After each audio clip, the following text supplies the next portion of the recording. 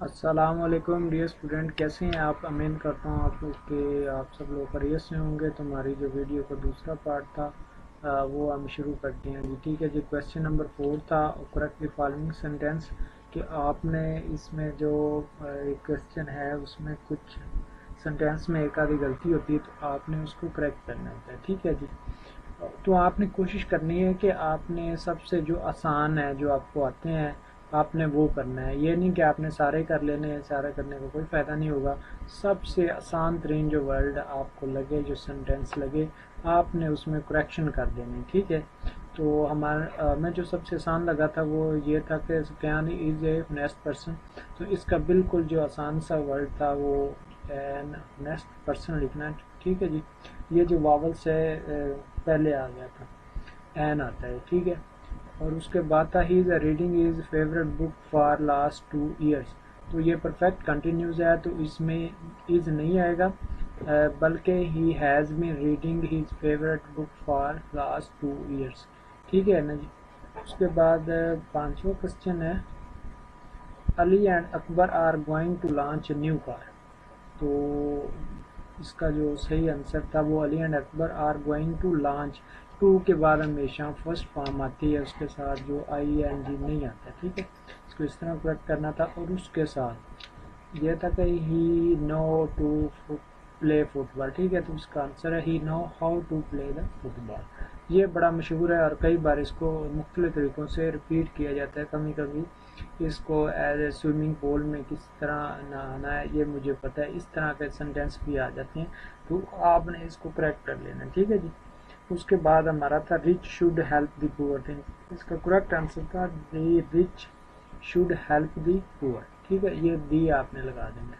اس کے بعد جو لاسٹ تھا he is in title of the 10,000 rupees, تو ان ٹائٹل کے بعد جو پریپوزیشن آتی ہے وہ ٹو آتی ہے، تو آپ نے اس پہ ٹو لگا دینا ہے۔ اس کے بعد جو کوسچن نمبر 5 تھا یہ ریڈنگ دی آنسر، اینڈ یہ آپ نے پیسج پڑھنا ہے، اس کے 5 کوسچن ہیں تو آپ نے اس کے جواب دینے اسی پیرے کے اندر، ٹھیک ہے۔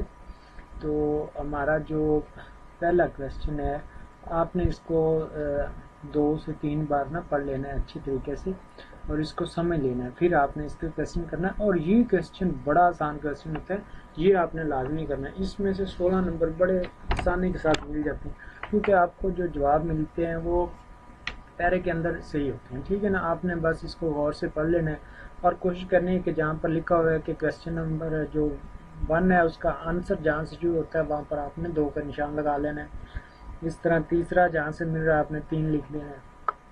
اس کو بہتر تو یہ ہے کہ اپنی ورڈنگ میں لکھیں، اگر آپ نہیں بھی لکھ سکتے تو کوئی بات نہیں ہے، آپ نے ایز اٹ بھی لکھ دیں تو آپ کے 10 12 نمبر 15 نمبر آ جانے ہیں، ٹھیک ہے نا، آپ نے پریشان نہیں ہونا۔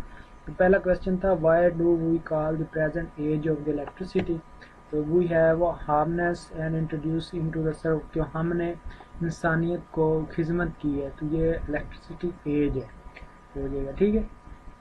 دوسرا جو تھا وہ تھا which age has yielded to the age of electricity, the age of steam has yielded to place of the electricity، اس کا یہ جواب تھا۔ اور تیسرا جو تھا how do you send and receive the message، کہ ہم میسیج کو کس طرح سینڈ کر سکتے ہیں، کس طرح ریسیو کر سکتے ہیں، تو electric telegram bears our message and bring us new from all the quarter of the world، ٹھیک ہے جی۔